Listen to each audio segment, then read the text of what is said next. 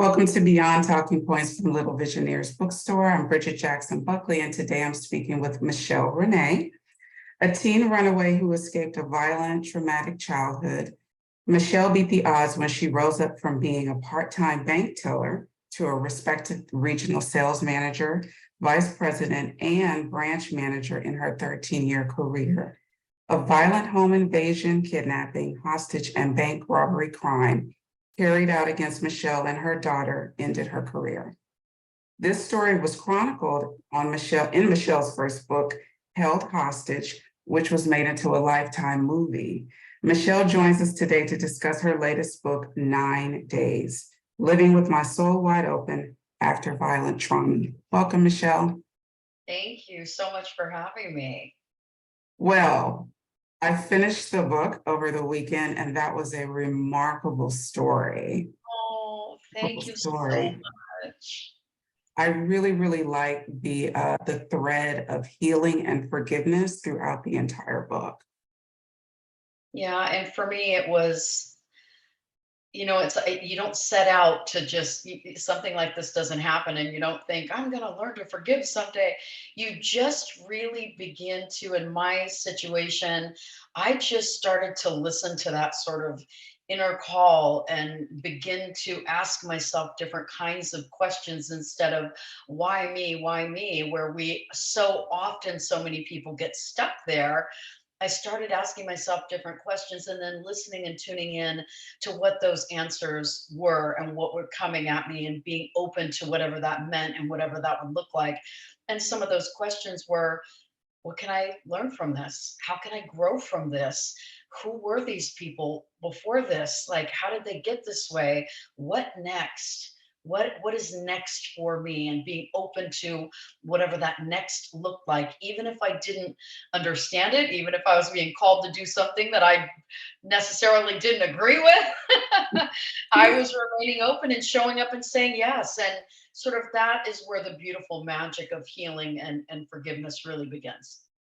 Well, you answered one of my questions because, when I started reading the book and just reading like the trauma of someone, who would commit a home invasion, kidnapping, and robbery, I immediately went to, what happened to these people?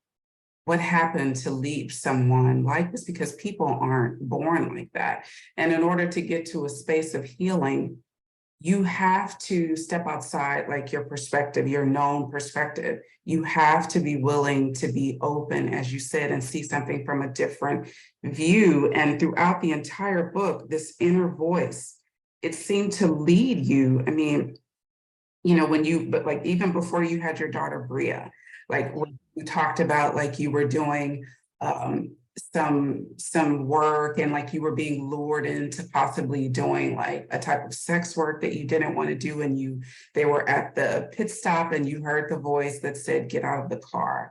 So what do you think was different about that voice, I'm wondering, than just the normal voice we hear in our head that creates the same life circumstances over and over and over? What was different about the voice that was leading you to something different? Well, I think the voice inside of our head that we're, constantly, you know, we're constantly almost in conflict with it a lot of times because it's our self-talk, and our self-talk is, all of our programming and our doubts and our fears and, all of these other things that are, we've grown up with, or, from our environments and things like that. That self-talk is very, very different from sort of that inner deep soul calling. It's not in the head, if that makes any sense. That It self-talk makes and that total chatter sense. and that noise is all up in here, right?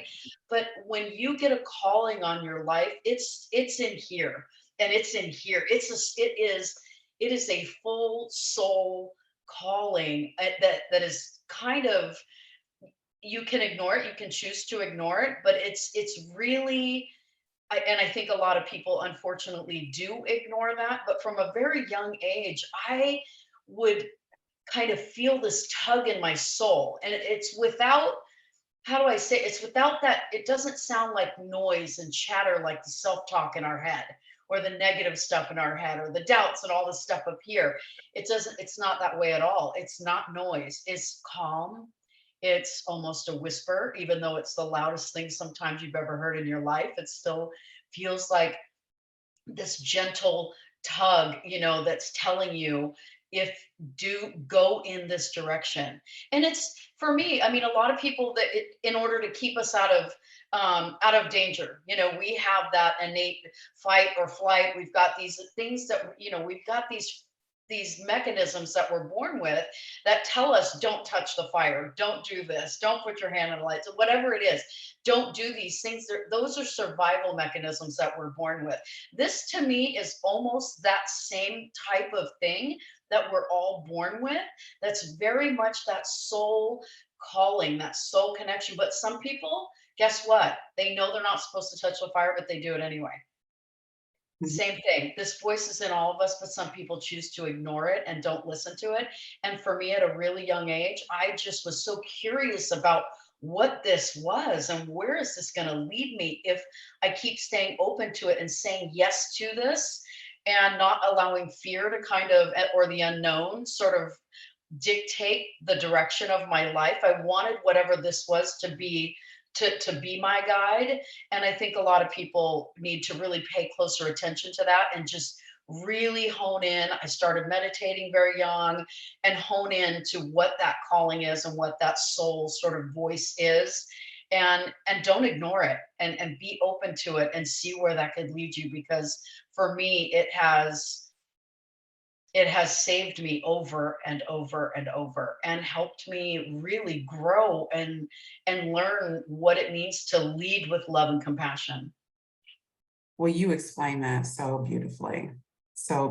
And you used several key words that stood out. Like initially, when you began to explain, you said we have a conflict, like a mental conflict. It's like a battle going on in our mind. Like, are we going to listen to that egoic, fearful survival mindset all the time and live there? Or are we going to trust that quieter, subtle voice that we know is connected to something beyond us? And that's Right. it is quiet. It's very subtle. It's almost like a thought behind a thought. And I find like it's much easier to connect with that thought when you get quiet. And another word that you mentioned is curiosity. That can lead you, just if you just follow the curiosity, it can lead you exactly where you're meant to go in a way that you could never have plotted out for yourself.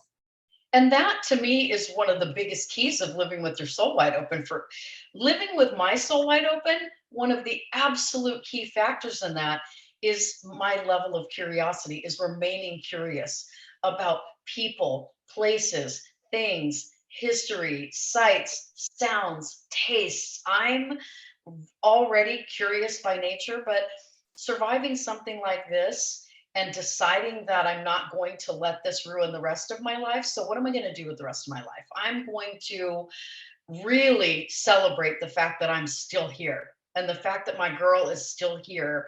And how do I teach her to continue to celebrate life and love life after something so traumatic introduced her to the harsh reality that sometimes life is not beautiful and happy, and sometimes it's in pieces and in shambles. But how do you recover from something like that, and how we teach our children to recover from something like that? Or it can be something, it could be a divorce, it could be a car accident, it could be so many different things that we're all sort of recovering from. It can be the pandemic, it could be so many things, right? How we choose to recover and model recovery for our children and our family and our friends and anybody, people around us. And how do we recover well and positively, and recover forward for ourselves. For me, that was really where the lane that I chose to stay in, and continuously ask myself the right questions and be curious about everything, and decide I am going to live full out because I'm still here. Staying in the lane of healing and recovery. I like that. And your healing and recovery was the catalyst. It seemed so, like, for your mother as well. and for your brother Dave as well. Like, it's just, and I was thinking, wow, there is major ancestral healing taking place in here, because once you step into healing and forgiveness, your consciousness is expanding and you're going to affect the people around you. And I love that you got out into nature, because it's so easy to dismiss the healing benefit of nature and how being in a natural environment can really calm our nervous system and take us back to center. And it was just so nice reading about you just stripping off all your clothes and getting in the natural water, the lakes. It just seems so refreshing because we don't really have that experience. It was magic. And it's being in nature and just allowing yourself. And that was, that was very metaphorical of stripping everything away, not Yes. just my clothes and getting in the water. It was just like stripping away so many other things in my life and internally, that for me it was such an expression of freedom and stripping away pain and suffering and so many other things, and anger and resentment and confusion. And there's so many things that, when we end up, living a life that is, trauma on trauma. And like you're saying, it was generational trauma for me and my family. And so even just stripping all of that away, it was very much about that on my road trip to Alaska, and stripping away so much of that, and again remaining open to that voice. And yes, because of listening to that and my journey, and like you said, expanding consciousness and understanding what leading your life through love and compassion. And on the road trip I began wondering, this is somebody's son, Mhm. these are this is somebody's grandson, this is somebody's brother, this might be somebody's dad. What happened to them kept coming up over and over and over. Yeah. And once we begin to do those things, and once we begin to have those conversations with our family, and we start sharing with them what's going on with us internally, it is the magical healing little roots that start to spread out all over the place. Is really just a beautiful thing, not only to be a part of and be, not we're not just a part of it, we are it. But to witness in my family has been, I'm about to get emotional, because it really has been an incredible gift to my family. Oh, I can imagine. Yeah. Can imagine. I can truly, truly imagine, because it was very moving to read, because you didn't set out on any of this to say, well, let me see what I could do for my mother. But it's like you were healing. She was called to come visit you in Alaska, and thank goodness that you had a place of respite. Just, I mean, in that type of setting, and that it probably opened her up to even thinking more and feeling more like, okay, I do want to step into some form of healing. And it was just so nice to see you do it in unison. And it's a layered process. It's not like you just do it in one fell swoop, but just being open to it. So, I mean, there was just so much in the book, but what would you say was the most pivotal contribution to healing? I mean, because you can do therapy, you can go out into nature, you can meditate, and I know the benefits of meditation because I meditate. But if there's one thing, and maybe you can't choose one thing, but if there was, what would you say? If there was one thing, it would be this road trip. The pivotal, pivotal event that kicked off healing was this road trip, and spending this time alone. And you nailed it with when you said nature. For me, nature for me was very transformative. But for me, it was saying yes to the calling to take this road trip. That was the pivotal moment that kicked off the most incredible healing that I never expected. I didn't understand why I was being called to take this journey and go on this road trip when I was afraid of my own shadow at that point. I mean, it was only 6 months after the kidnapping, and I was still in the throes of PTSD. But the fact that it was just, it felt like I was being called, and I didn't understand why. So I would say the pivotal moment was saying yes to this road trip. Wow. And that is, the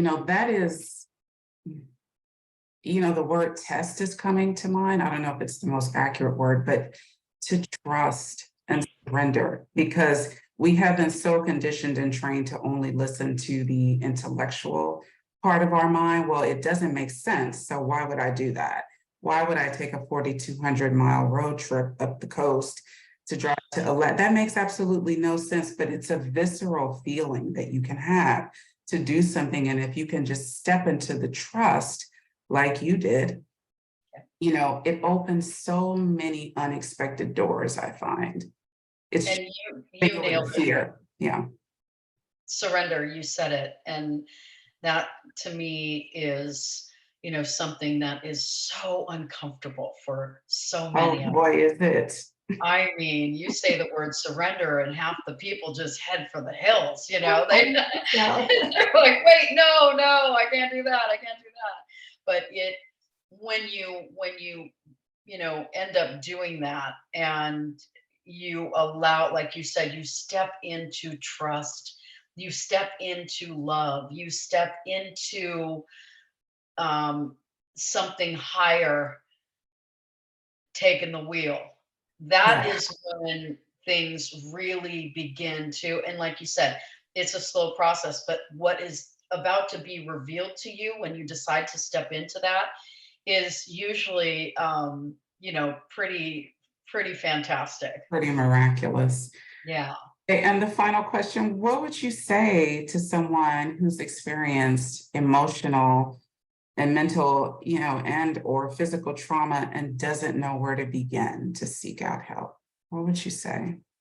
I, you know, one of the best things that I did for myself was to get into therapy, into trauma therapy. My daughter and I were in trauma therapy for 2 years, a little over 2 years actually.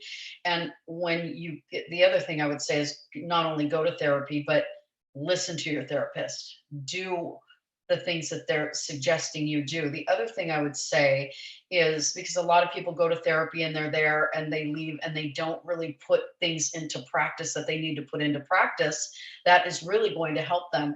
But the other thing that I would say is that is when the noise in the head is the loudest, and it's almost overwhelming. And I was in a place where the noise was so overwhelming for me after the kidnapping and the hostage, that I was suicidal. I did have suicidal ideations. I All I wanted was for the noise to stop, and anything to make it go quiet sounded better than staying here and dealing with it. It was really, really hard to get through the darkest parts of this healing journey in the aftermath of what happened. But my daughter kept me here. One of the things I thought was the best was that we decided to get a kickboxing bag, and we put a mask just like the mask that they wore into the house that night. We cut holes in ski masks and we pinned it to a kickboxing bag, and we kicked it, we punched it, we screamed at it, we got it out of our system. I really believe that you need to give your trauma and all of that noise a destination outside of your body, outside of your mind, outside, because it staying in there and festering and causing sickness and mental challenges and mental illness and all of that. You've got to find a way to give it a destination outside of your body. So we did the kickboxing stuff. We only watched comedies for the 30 straight days so we could remember the sound of our own laughter. We would dance in the living room. I would only put on disco music and fun dance music and I would, just so that we would know what it was like to move our body and have fun. So I would say get the right therapist that's a great fit for you, and start writing down. I have a journal coming out. It's only a 9-day journal, so it's bite-sized for people, so it's not overwhelming like you need to write a journal for 30 days. People in trauma, that's just sounds overwhelming for people that are in the throes of healing. But it's just a 9-day and it'll guide you through. But I would say write down what are things that you used to love that you haven't done in so long, or things you love that you've always wanted to do that you haven't done yet. Write those down and absolutely get yourself to do them. If it's a hike, if it's ride a bike, if it's dance in the living room, if it's going skinny dipping in a lake, whatever it is to really help you, sing as loud as you can to a fun song and pretend you're, Shakira, whatever, whatever it is that is for you, understand that you've got to get all of that out of your system and give all of that a destination outside of your body. Beautifully said, beautifully said. Oh my God. Thank So everything that you just said and so much more is chronicled in 9 days, living with my soul wide open after violent trauma. And you are radiating a soul wide open. So we thank you so, so much for sharing your story with us. Thank you for having me. I really, really appreciate it. We hope you enjoyed listening to this interview with Michelle Renee. Little Visioneers is an independent bookstore that beyond selling books hosts community-focused interviews and author events. Remember, the best way to support your local independent bookstore and the community we serve is as simple as buying a book. After retreating to Alaska to heal and to prepare to endure the criminal trials of their attackers, Michelle earned a degree in mass media communication. She launched Verb Media Group in 2009. Michelle then closed Verb stores in 2012 following her daughter's MS diagnosis to become her full-time caregiver. During that time, Michelle began to study video production, digital marketing, and social media for business. With her lifelong passion for creative storytelling, Verb relaunched in 2014 as a video, photo, and podcast production agency focused on compelling event and video podcast content. Today, Verb is a thriving boutique agency. You can learn more at michellerenee.com. Thank you, Michelle. Thank you so much. Have a great rest of your day.